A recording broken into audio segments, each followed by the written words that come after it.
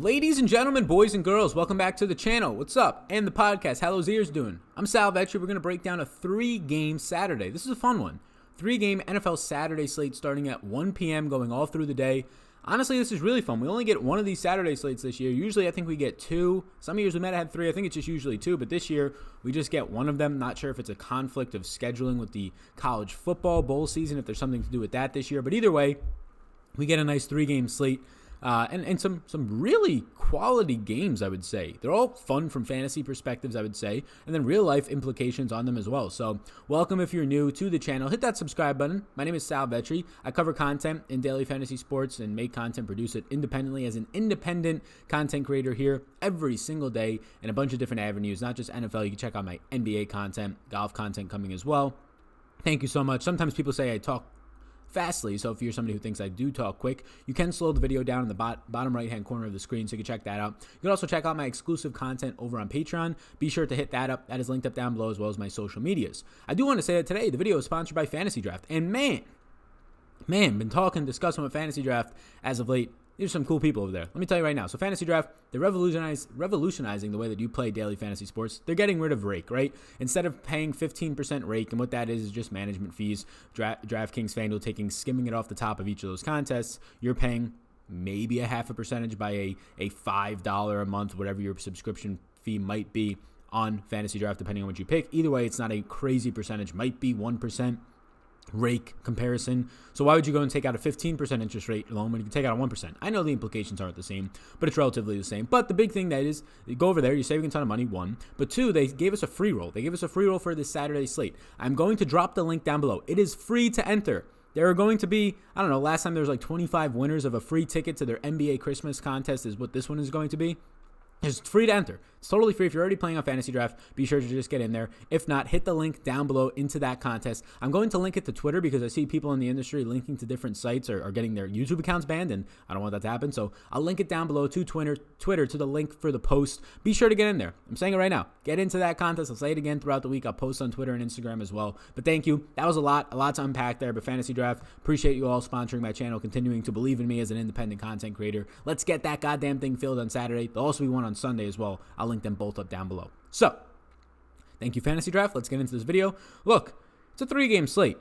I don't want to get cute with it. There's one game that's standing out above the rest, Houston and Tampa Bay. And I know the ownership's going to be there, and I know everybody wants to play it. You get an edge by playing the first game because there's just better players in it. It has the highest total on the slate by 4.5 points, this Houston and Tampa game. The Rams and San Fran, 45.5. Houston and Tampa, 50. And then, goddamn, the divisional game against Buffalo and New England. New England, if they lose, Baltimore would clinch the number 1 seed. See if they end up resting any players on Sunday. 38.5 implied total. That game in New England. Just gross game. But this first one, I don't want to get away from it. It's a great total. It's a 3-point spread. The game should be good. Yes, Tampa Bay is dealing with a lot of injuries at wide receiver, likely to not have Chris Godwin. Just put Scotty Miller, their wide receiver 4, you can call him, on IR. They don't have Mike Evans, so they're down to Perriman. They're down to Justin Watson, a guy's name that I don't even remember that we'll see when we're on the wide receivers page. I believe flat minimum price point or close to it. So, yeah, I like this. So, Deshaun Watson at $7,000, the most expensive quarterback on the slate. I'm fine getting there. There are so many. All of the running backs are cheap this week. There's no elite guys in the slate. There are so many cheap wide receivers, and you can do whatever you want at tight end, in my opinion, at any price range, that I'm fine paying all the way up for Deshaun Watson. He's by far in the best spot. Tampa Bay ranks 18th against the pass. They've slowly improved, but still not great overall. No superstar talents. They're 18th in pass rush, which if you're not one of the top teams in pass rush against Deshaun Watson, a bad offensive line for Houston. But man, this guy's going to make you pay in the ground. I love it. It's a spot where Tampa Bay gives up the most points on this slate. I believe they give up the most points only second to the Cardinals in the league at 25.9 per game to the quarterback position. Give me Deshaun Watson here. The offensive line issues for Deshaun Watson should not be that evident in this game, as they usually aren't because he hides them with his mobility. But he's my favorite play on the slate at quarterback. Winston, Jameis would be my second favorite, but he's $100 less, and he doesn't have his top weapons, right? He's going to have O.J. Howard out there as his most reliable weapon that he knows and trusts. Yes, I know Brashon Perriman had a good game last week, 3 touchdowns. But he did not have a ton of targets. He's still going to be a bubble screen and deep threat guy for the most part. Justin Watson, not a lot of chemistry with Winston. In the regular season, Watson had more chemistry with Ryan Griffin, the backup quarterback, or the preseason, I should say.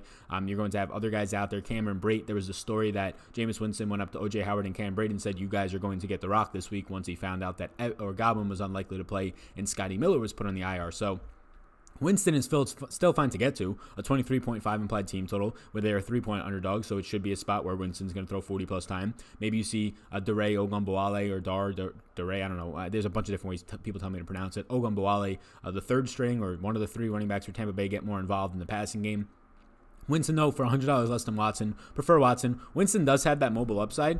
He's getting around 20-plus yards per game in the ground. Watson's just getting more. So, yeah, I don't care what the ownership numbers are. Unless Watson, for some reason, is 70% owned, then I'll start to move. Otherwise, I'm just fine getting to Watson in all formats than Winston. Jared Goff on the road against San Fran, which they're not going to have D Ford. He's injured, but they should have Richard Sherman back this week. We'll track the status of Kwan Williams throughout the week. He should be back, their slot cornerback. It's a terrible spot for Jared Goff. Last time at home against San Fran, he just got destroyed. I think he threw for like 87 yards or something crazy. He was terrible. I don't expect much different to happen here. You have a top 4 pass rush in the entire league going up against Jared Goff on the road, where he has not looked good, where Cooper Kupp has not looked that great in the slot, fully healthy. Brandon Cooks has not looked great either. He'll probably get Richard Sherman. Cooks primarily plays on the left side of the field where Sherman plays. Again, Sherman is likely to return in this one. 6.5-point underdogs on the road. You're likely to see more blitz packages for Jared Goff, which, again, one of the worst quarterbacks in the league under pressure. It is the fastest pace game on the slate, but for Goff, I have no interest. Jimmy G would be the only other quarterback on the slate I have interest in. Honestly, I might just go all my exposure to Watson and Winston. It's the early game. You can adjust from there and late swap on sites like DraftKings and I believe FanDuel as well, still in the NFL. But Jimmy G at 5,500. He does get the Rams. They're a top 5 defense, second in pressure, top 5 against the run. I believe top 5 secondary, although Dak was pretty well against him in the first half last week. Overall, that offensive line for Dallas neutralized the game. But you're not going to get the same, that same type of offensive line here from San Fran. They've been dealing with injuries, so it could be a little bit of worries from Jimmy G facing some pressure here, which things could get wonky. They do have a 26 implied team total, 6.5-point home favorites, again, in this nice fast-paced environment. I think I do like taking stabs on Jimmy G if you're going to give me this price point of 5,500. But I also think he probably throws the ball 28 to 30 times here, whereas I'm pretty sure, and he doesn't run all that much, I'm pretty sure Winston's going to throw 40 times. I'm pretty sure Deshaun Watson's going to throw, if he only throws 30 to 32 to 35 times, he's going to run the ball like 6 or 8 times. So I'll just take those guys even for the price. It's not like even for the price increase, it's not like you're missing out all that much on this slate in salary. The $1,500 difference between Jimmy G and Watson isn't that much when you see the running back options you have this week and wide receiver options. There's just a ton of cheap guys that you're naturally going to be paying in the 4 and 5K range for. Josh Allen and Tom Brady, I don't want anything of this game. Tom Brady does not look good. These are 2 of the best 5 defenses in the league. You can arguably say these are 2 of the 3 best defenses in the league right there at San Fran. Just really good talents, both in the same division. 2 best in that division as well. I do like this. Interesting spot in New England this weekend. 6-point favorites for New England. 22.25 team implied total. The Buffalo Bills have a 16.25 team implied total. It's not a great spot. New England only giving up 10 fantasy points per game to the quarterback position. Josh Allen, I do not expect him to throw the ball much here. Probably try and control the game on the ground. Use his arm just sparingly where they have to, like you saw last week against another good defense in Pittsburgh, where the Bills actually squeaked out a win there. Tom Brady, Buffalo only giving up 13.3 fantasy points per game. Not a lot at all. And he comes in with a really bad team implied total. He has not been looking good. His best weapon in Julian Edelman, the quote was, "His body is falling apart." That's not a great quote. So I don't want either of these guys, even at the reduced price points. It's just not a good game environment. Slowest pace game on the slate, as it probably should be. Buffalo loves to slow the game down. And these 2 defenses should muck it up quite a bit. Give me Watson, give me Winston, maybe a little Jimmy G. That's it. Running back position now. Hit that subscribe button before we keep going. Appreciate you. On the audio version, hit that 5-star rate and review. Hit the subscribe button to the audio version. I know you're probably like, I'm not doing that right now. Screw this guy. But please, it does help me out if you're listening to this and you get any satisfaction from my videos. I do appreciate you doing that. Running back's a shit show. I know what I want to do at quarterback, that one game. Running back's a shit show. Devin Singletary is my only yes, and I don't even feel confident about this. He's 5,500, so he's a cheap price point. He's been playing 75+% of the snaps, single-handedly controlling this backfield now with Frank Gore over the past month of the season. New England's only 18th versus run. They're not that great. You saw what Joe Mixon did to them last week. They just control these games on the ground because they get up ahead. Their defense scores, and teams can't run on them. Singletary's shown an ability to catch the ball in the passing game as well. It's a close enough spread, 6 on the road. It's not great for Singletary, but 5,500. I think he touches the ball one way or another 16 times or so in this game. Negative 12% run blocking advantage. I'm saying all these things and I don't love it, but if I had to put somebody as a yes, it would be him on this slate. Todd Gurley, 6,300, negative 23% run blocking advantage. Not a good spot against San Fran on the road as 6.5-point underdogs. San Fran is 15th versus the run. They won't have D Ford, so once again, a little bit easier of a matchup. They put somebody else on IR on their defensive line as well this past week. Jones, I can't remember who. But Todd Gurley's been used great. He's getting a ton of usage. If you give me 20 carries out of or 20 touches total out of Todd Gurley, hard to full fade that. He's the highest priced running back though. Raheem Mostert, I get it. People are going to say, oh, Sal, you should make him a yes. He's a 6.5 point favorite. This guy's going to play 50% of the snaps. I said it last week. He could have a good game. He can have 40 yards and a touchdown, catch a ball or two. He's going to have 50% of the snaps, which more times than not leads to 14 or 15 touches. The Rams right now rank top 5 against the run. Top 5 against the run in DVOA. They're 12th against the run, according to Pro Football Focus. It's a negative 1% run blocking advantage, so pretty much neutral for most start, but you're still having around, 6, 7 touches a game for Matt Breida, 6 or so touches a game for Coleman. So then what is that leaving you on the table with? 15 or so for most start on a good day if he keeps this workload of 50% snaps. I think he's fine at 6,100 on this slate. I don't think he's terrible. I have him as a maybe. I just think that if he picks up ownership this week, I likely get away from it because there's a real chance he sees 14 carries. If he doesn't get in the end zone, he has a total of 60 yards and he's not doing much for you as the second most expensive running back on this slate. James White is fine. He comes in as a 6-point favorite. It's just not a spot where you actually expect him to be controlling, definitely not on the ground with Sony Michel back there and also Rex Burkhead kind of ahead of him in the carries department. But if they're going to be leading in the game, not a real priority to get him involved in the passing game. I think you get your normal 6 to 8 targets out of him. Buffalo is really good against running backs on the ground, really good against pass catching running backs. It's not really a spot that I feel all that confident targeting Sony Michel or Sony Michel or James White. It's a good spot overall. In between the tackles, usually against Buffalo. They've been much better there over the past month, but James White's not going to be running in between the tackles enough. Again, this slate is pretty gross for running backs. If you were to get 6 receptions for 40 or 50 yards out of James White at 5,800, those 11 points might be enough for you, so he is going to be in play. Carlos Hyde in a brutal matchup. Tampa Bay, still one of the better running back or defenses in the league. Top 8 according to PFF, top 5 according to DVOA, Football Outsiders metric. Against the run is this Tampa Bay team. It's a spot where Houston's going to be a good size favorite here. He's only $5,000. I think you get at minimum the average on the season of 15 carries per game you've been getting out of Carlos Hyde. He's been getting close to 17 opportunities per game when you factor in his targets. I think that number bumps up a little bit to around the 16 to 18 carry per game mark, and he's been beating good matchups every single week. Carlos Hyde has been very sneakily good this year, 10.9 fantasy points per game. That is top 4 on this slate for running backs. Nothing really there that points out, just shows a little bit of consistency. At $5,000, at this price point, I'm honestly fine getting closer to Carlos Hyde than I would be wanting to get to Mostert or James White, especially when I try and factor in the ownership here. Again, he's just a nice size 3-point favorite. It is a difficult matchup, but he's going to get the rock, especially around the red zone. And I expect this Tampa Bay offense or this Houston offense to be in the red zone often. Duke Johnson, his running mate at 4,100. It's a nice price point. You probably end up with Duke Johnson seeing somewhere around 7 or 8 total touches in this game, 3 or 4 in maybe the passing game department. It's not great, but on those 7 or 8 touches, can Duke Johnson end up with 50 yards, 2 receptions or so? Yes. It's all pretty much dependent on his receiving game role and if he finds the end zone. He's towards the bottom of the list of my interest at 4,100, but I do think he's in play. Matt Breida, 3,800, just 24 total snaps over the last 2 weeks, 13 total touches though. So when he's on the field, 24 snaps with 13 touches, they're pretty much giving him the ball. So the snaps have been decreasing a ton. I don't love that, less than 20% over the last 2 weeks combined. Again, 12 per week, exactly 24 total. I don't like it at all, but if you're telling me that when he's on the field, he's getting the ball, and I can rely on Matt Breida to get a minimum of maybe 6, 7 touches in this game, upside of around 10 at 3,800, yeah, of course I don't like this, but he's a decent-sized favorite. He is involved in the passing game. And again, we're dealing with spots where I think the highest scoring running back this week might score 16 fantasy points. So if a guy like Matt Breida at 3,800 can end up scoring 8 for you, right, catches a couple of balls, it's not the end of the world. Dare Ogunbowale at 3,300, definitely a GPP, sneakier type of play. I'm relying here on the fact that they have no more pass catchers. They're running out Justin Watson and Cameron Braid as primary pass catchers this upcoming week, so maybe they get the running backs more involved. Ogunbowale would be the main benefactor there, 3,300, leads the backfield by a wide margin in receptions and receiving yards. They're down 3 wide receivers. I think they have to get creative somewhere. He's 3,300. Again, if you think that the highest scoring running backs are scoring 15 or 16 points, and he has the upside of catching 5 balls for 40 yards this week, you can do a lot worse. I think I would prioritize on this slate, just based on workload and the matchups, Devin Singletary, Todd Gurley, and probably Carlos Hyde amongst all the rest. That does not mean go put all 3 of those into your lineup. This is a week where I like getting 3 wide receivers, or a slate. This 3-game slate, I like getting 3 wide receivers over getting to 3 running backs, just based on the volume or really the options that we have here.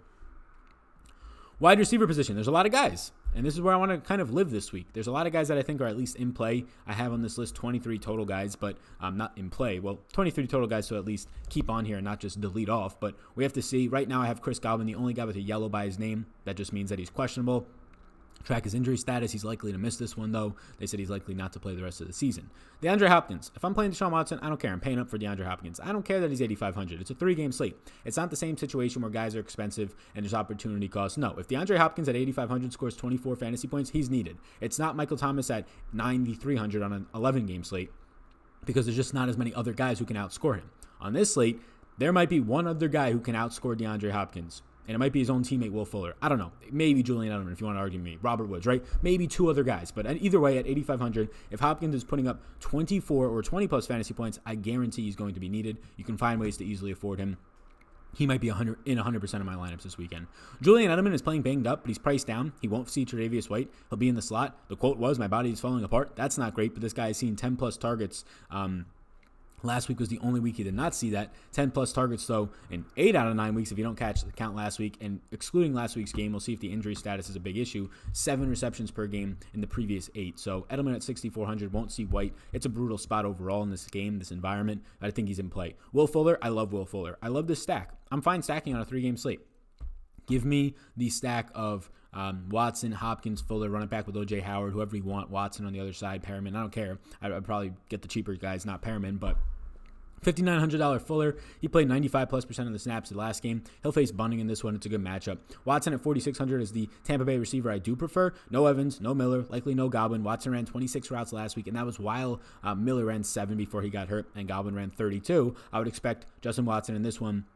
Since Winston drops back 40-plus times a game on average, I would expect Watson to run 35-plus routes in this one. Hard to ignore at 4,600 against a Houston defense that right now is ranking bottom third of the league. Kenny Stills, 4,400 is a maybe. He's not a primary option for me, so my 4 yeses were Hopkins, Edelman, Fuller, and Watson. Kenny Stills is a guy that you can put in your groups if you're making stacks. I think he's okay. He's not a priority. 2 touchdowns last week might actually spike his ownership, but he's still cheap enough. Carlton Davis has moved into the slot for Tampa Bay, so it's still a fine matchup for him. Nothing crazy to me, though. Next up is going to be Cooper Kupp, 6,600. He'll be in the slot. Look, I'll get to Cooper Kupp if there's no K'Wan Williams. If K'Wan Williams is playing, though, he missed last week's slot cornerback, one of the best, if not the best in the league for the 49ers. I will not get there. Cooper Kupp got absolutely shut down and murdered a couple weeks back. Well, that's a harsh word, but week 6 when the Rams just were getting or allowing so much pressure from San Fran. Jared Goff was a donkey. Now they're on the road. It's not a good spot, not only for the individual matchup for Kupp, but just for his quarterback in this one. Same can be said for Robert Woods. He'll get to avoid Richard Sherman. He'll play on the right side of the field where Sherman will be on the left, but he still has to face a top 10 pass rating against cornerback in Witherspoon, Antoine Witherspoon, so not a good spot.